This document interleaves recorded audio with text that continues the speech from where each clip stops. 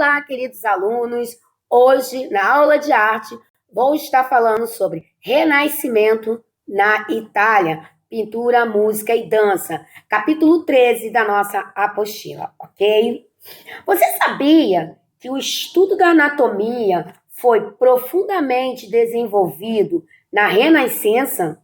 Muitos avanços em anatomia durante o Renascimento aconteceram devido a interesse científico e às habilidades artísticas de Leonardo da Vinci, olha que maneiro, e Andreas Vesalius, tá? Esses dois artistas foram muito importantes, tá? Para esses estudos, ok? Da anatomia. Com seus trabalhos e estudos sobre a forma humana, tá? Que eles desenvolveram. Neste capítulo, estudaremos as pinturas renascentistas, as suas fortes, associações com a ciência, a matemática, a anatomia perfeita e o humanismo. Valeu? A pintura.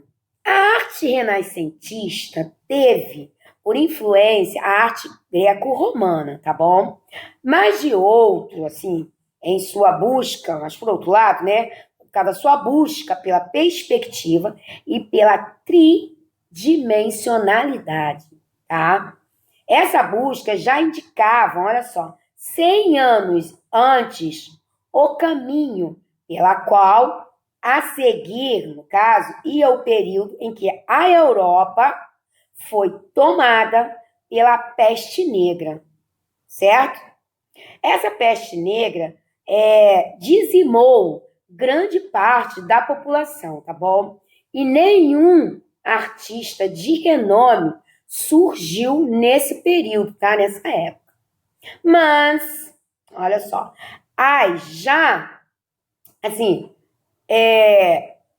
naquele período, depois dessa peste negra, já tinha uma transformação, tá? Em fusão da arte, tá? Como alguns, eles já estavam trabalhando antes disso, um pouco do naturalismo, tá? E o secularismo, tá bom? Mas aí veio a peste negra, eles tiveram que dar uma parada, tá bom? Cada vez mais evidente, né? Foi no caso, esses estudos, naturalismo e o secularismo, foi mais forte e evidente com o artista Maçâncio, tá? O nome dele é difícil, estranho, né? Maçâncio. Que a arte, né, se tornou inovadora e humana, tá bom? Então, esse artista, ele teve grande peso nessa inovação, tá? Principalmente nas pesquisas, tá? De perspectiva também. É no Renascimento que o estudo dos efeitos da luz sobre os objetos, né? A perspectiva óptica e a tridimensionalidade sólida são evidenciados, olha aí, e criados, tá bom? E estudados, tá? A perspectiva é uma técnica matemática, tá bom? Que tem por objetivo representar os objetos sólidos ou os espaços tridimensionais reais em suportes bidimensionais, como a tela ou o papel. Foi? De acordo com nossa percepção óptica da realidade, certo? No caso, os pioneiros, né, os primeiros pioneiros, artistas, a fazer uso da perspectiva aplicada à pintura foi o Florentino Leão Batista, tá? Que trabalhou o ponto de fuga na perspectiva linear, tá bom? Tá? E onde as linhas, no caso, convergentes se encontram e parecem desaparecer, no caso, elas assim. É o ponto, tá? Onde as linhas convergentes se encontram, tá? E aí elas começam a aparecer, tá? De forma que você vê o ponto de fuga, da onde a pintura está, o ponto exato. Essa imagem que eu coloquei aí no meio, né, centralizada aí, ó, diz muito isso que eu quero dizer para vocês e mostrar, porque essa é muito difícil mesmo a explicação. Tá vendo o arco lá no fundo onde está a nuvem? Tá? Lá entre o arco e a nuvem e os pés dos dois discípulos ali embaixo, seria o centro desses dois pontos, seria o ponto de fuga centralizado, puxando para cima e para baixo da imagem, tá? E aí forma essa perspectiva, né? Essa perspectiva linear, tá bom? Com linhas convergentes que se encontram e parecem desaparecer, tá bom? Então, esse ponto de fuga mostra o encontro de duas linhas, ok? Facilitou agora, né? Ou várias linhas também convergentes. Então, a gente pode colocar aí, foquem na imagem, 4 linhas a partir do meio da porta de arco, tá? Ou a gente pode puxar 6 linhas ou 8 linhas para formar essa perspectiva, tá bom? Acredito que deu para entender. Se tivesse no quadro, ficaria mais fácil, tá bom? Esses pontos podem estar em posições verticais ou também horizontais, tá bom? Quando na horizontal, tá? Ponto de fuga cumpre o papel de representar a linha, tá bom? Mais ou menos isso, tá bom? Qualquer dúvida, a gente pode estar tirando, eu tenho um quadro aqui em casa, a gente pode estar tirando na videoconferência, tá bom, galera? Aí, eu vou falar um pouquinho sobre os artistas, tá bom?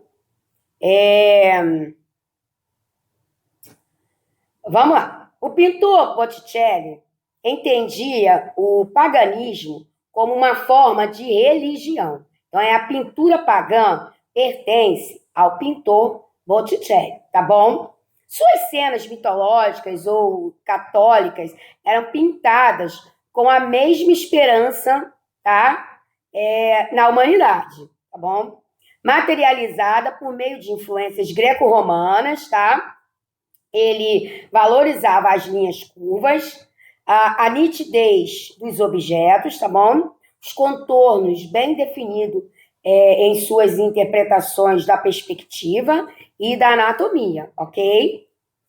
As obras de Piero traz brilho em uma distribuição equilibrada na cor, é utilizada puramente, tá? Então as cores é trabalhada pura. O artista também demonstra interesse pela pintura de paisagem, de maneira renovada, tá? Porém, a busca pela perspectiva é constante, tá? Então ele era assim, ele estudava demais a perspectiva. A combinação entre a arte e a matemática foi um tema assim que incentivou, né, o artista na escrita de tratados, tá bom? Bellini, assim como hoje, demais pintores venezianos, sofreu influência da pintura de Florença, tá bom? Durante a dinastia dos Médici, tá bom? Que era o principal polo de arte da Renascença, tá? Naquela época. Contudo, Veneza também era uma região de intenso desenvolvimento artístico, tá? Desse período, tá? Vamos esquecer isso. As inovações da tinta, tinta a óleo, muito bacana. Por que isso? Porque a invenção da tinta a óleo transformou e trouxe avanços para a pintura, tá bom? Apesar de experimental, a tinta começou a ser utilizada na pintura flamenga, tá? E difundida pelos artistas venezianos, ok? A busca pela perfeição e pelo realismo de cor e iluminação fez da tinta uma necessidade daquela época. Olha que bacana. E facilitou a vida dos artistas também, que antes eles tinham que produzir as próprias tintas, tá? Com a invenção da tinta a óleo, tá? Os artistas tiveram também mais liberdade para criar. Eles tinham mais tempo para criação do que para fabricação de tinta, tá bom? Mas os artistas não deixaram, tá? Assim, os padrões da época de lado e mantiveram o autocontrole e o domínio técnico, tá? Então, era a integração, né? Eles conseguiram fazer a integração entre a ciência e a sensibilidade, tá bom? A Alta Renascença teve grandes nomes, como o artista Leonardo da Vinci, tá? Michelangelo, Rafael, Toreto, tá? E Veronese, tá bom? Mas vamos falar um pouquinho de Leonardo da Vinci. Ele nasceu em uma cidade da região da Toscana. Seu pai investiu em seus estudos. As atribuições dadas a este artista são, assim, merecidas, pois trata-se de de um grande gênio, gente. Vocês não têm noção como ele era inteligente, tá? Ele é consagrado mundialmente, né? Claro, e pertence a esse período renascentista. Pô, bacana. Além de ser também pintor, ele também era matemático e cientista, tá? Os aspectos artísticos não foram só o foco, tá? Do interesse dele. Ele também, muitas vezes, não concluía um quadro. E às vezes deixava o quadro, assim, pela metade, tá? A sua técnica mais importante é o uso do pincel, que com camadas finas, né, tornaram as pinceladas do artista imperceptíveis em suas obras, tá bom? Não há, sim, delineamento, tá? Rigoroso. Então é bem fininho, é bem delicado, tá? O acabamento das obras de Leonardo, tá bom? Seus esboços de anatomia ficaram desaparecidos por mais ou menos 200 anos, olha só, tá? E seguramente, né, o progresso da anatomia teria sido bem maior se esses estudos tivessem aparecido bem antes, né, da sua morte, tá bom? Então, ele morreu e só apareceu esses estudos 200 anos depois. Se tivesse aparecido antes, talvez, né, teria sido bem melhor, tá? Aí a gente também tem aí o Michelangelo.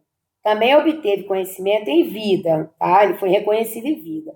Era poeta, intelectual, escultor e pintor. Sua preferência artística sempre foi a escultura, mas, apesar de sua personalidade difícil, cumpriu alguns trabalhos de pintura, tá? Rafael é o artista que mais observou os estilos dos seus contemporâneos e transformou todo esse estudo em obras de manifestações com excelência, né? O espírito da Renascença. Foi um famoso retratista que valorizava o real extremo, tá? Tiziano dedicou-se exclusivamente à pintura e é reconhecidamente um dos maiores nomes da Renascença, tá? O artista estudou com Bellini e levou à excelência a técnica da tinta a óleo, tá? Ele usou muito, assim. A harmonia das suas obras e a narrativa com o domínio técnico é impressionante, gente. O trabalho dele é maravilhoso, tá? Aí a gente tem também no caso, Tintoretto, tá? Do fim da Renascença e apontou os rumos da arte para o próximo período, no século XVII, tá? Que seria chamado de Barroco. Então, ele antecedeu ao Barroco, tá? Ele dá início aí o próximo período que a gente vai estudar sobre o Barroco. O artista enfatizava a luz e a cor, tá? O equilíbrio já não era a busca primordial, tá? E as composições complexas começaram a ganhar da simplicidade, tá? Ele começou a fazer trabalhos assim, mas bem mesmo complexos, tá? Muito bacana, né? E aí, a gente vai falar agora, no caso eu, né?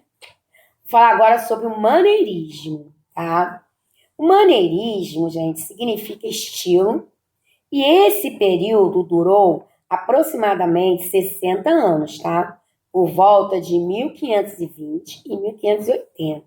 Para alguns historiadores, ele refere-se a pintores que pintavam no estilo. Olha aí, já que o nome significa estilo, né, gente? Então, na maneira, né, principal da obra, dos trabalhos, no caso, de Michelangelo, tá? Então, os historiadores acreditam que esses pintores se baseavam nas obras de Michelangelo, tá? Esse estilo, segundo estudos, né, os estudos, era forçado, carregado de exageros na carga emocional e artificial, sem espontaneidade. As obras desse período foram consideradas como pinturas que queriam apenas impressionar o observador. Esses artistas chegaram até ser considerados menores, tá? Eles nem consideravam muito os artistas que pintavam esse estilo, tá bom? Entre os representantes desse estilo, destacam-se o Parmigianino, tá? E o El Greco, tá?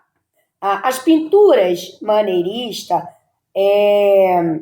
têm a cor intensa, a composição complicada, tá? Muito complicada a composição. A inventividade, né? E o virtuosismo técnico, tá? Então é uma pintura bem assim, carregada. Um traço, e tem também, por incrível que pareça, um traço mais livre. Estranho, né? Mas tudo bem. Esse estilo surgiu no fim da Alta Renascença, tá? Aí, olha só, na música, a improvisação musical foi aos poucos sendo substituída pela composição. A notação musical trouxe uma música mais estruturada, ordenada, tá? No desenvolvimento musical, a polifonia foi substituída à monofonia, tá? Então, a polifonia foi substituída pela monofonia, tá? Era muito comum o organo, tá? Um estilo polifônico composto a duas vozes. Nome estranho, mas, né, significa, tá? Então, vamos lá. Organo significa o quê? Um estilo polifônico composto a duas vozes, tá? Para entender melhor. Com ritmo parecido com o canta-chão, tá? O canta-chão. O ritmo é muito parecido, tá bom? Melismas foram incorporadas ao estilo, tá bom? Uma influência vinda da Espanha com o ritmo mais livre, mais florido, tá bom? O modete começou a ser composto para duas, três ou quatro vozes, e cada voz possuía um texto diferente, tá bom?